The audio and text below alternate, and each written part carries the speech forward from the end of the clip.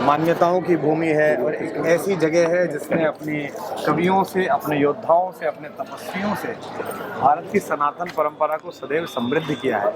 ऐसे समय में बागेश्वर पीठ की जो ये नव महिमा प्रस्फुटित हुई है, ये कोई 2-4-5 वर्ष का चमत्कार नहीं है।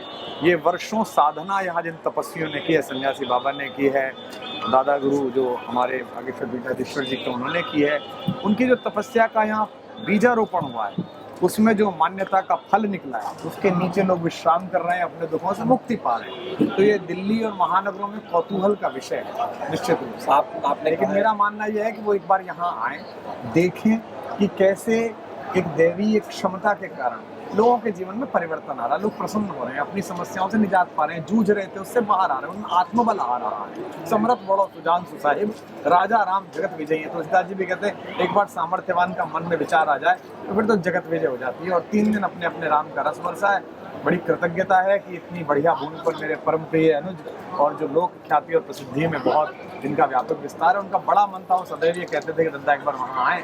अब ये तो मेरा घर हो गया, अब अधिकारपूर्ण हो गया, ये नहीं भी बुलाएंगे तो भी मैं वर्षों में जब भी मेरा मन करेगा मैं चला आऊँ। कई सालों पहले आप बुंदेलखंड के छतरपुर के नौगांव में एक था, उसके बाद कई वर्षों बाद आपने मंच से कहा है, महाराज कहते थे कि धाम है। आपने जब धाम आए पहली बार 3 दिन से आप हैं, आपको कैसा?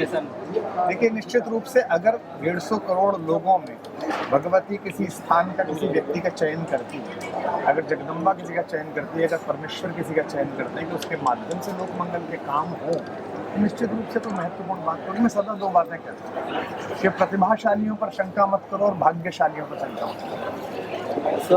जैसे आपने कहा है, जैसा कि अभी आपने कहा कि दूसरा भव्य मथुरा में बनेगा, तो क्या 1 साल के अंदर बनेगा?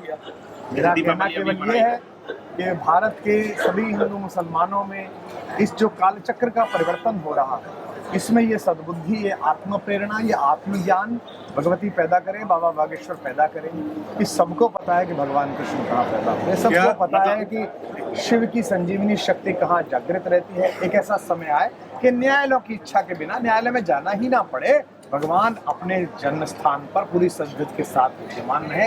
ये दूसरे पक्ष के लोग भी सदाशयता से मानेंगे और मैं पूरा विश्वास कि मई जून बीतते बीतते ऐसा माहौल इस देश में बनेगा। फिर से दिवाली वे सब लोग स्वयं ही कहेंगे, सब मिलकर, चाहे रामलीला मैदान में इकट्ठे हो, चाहे काशी में इकट्ठे हो, चाहे मथुरा में इकट्ठे हो, कि आइए आपके आराध्य हैं इन 3 स्थानों पर थे।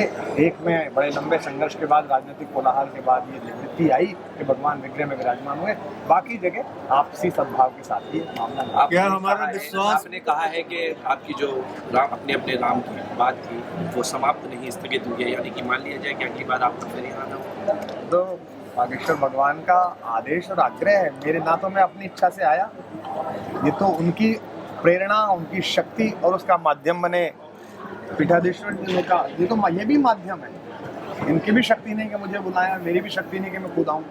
तो उन्होंने इनको माध्यम बनाया, इन्होंने मुझसे कहा और मैं यहाँ आया। और मैं सचमुच विश्व भर में मैं भगवान राम का गुणस्तवन करता हूँ। मैं इसे कोई आपको देख के नहीं कह रहा। जितना आनंद यहाँ बरसा है, इतना बहुत कम बरसता है कि बोलने वाला, कहने वाला, सुनने वाला तीनों तादाद में हो जाए, लय हो जाए, पता ही नहीं चल रहा है कि मैं क्या गा रहा हूँ। और मैंने भी वो बातें जो कहीं नहीं बोली हैं वो यहाँ निकली है, तो मैं नहीं था।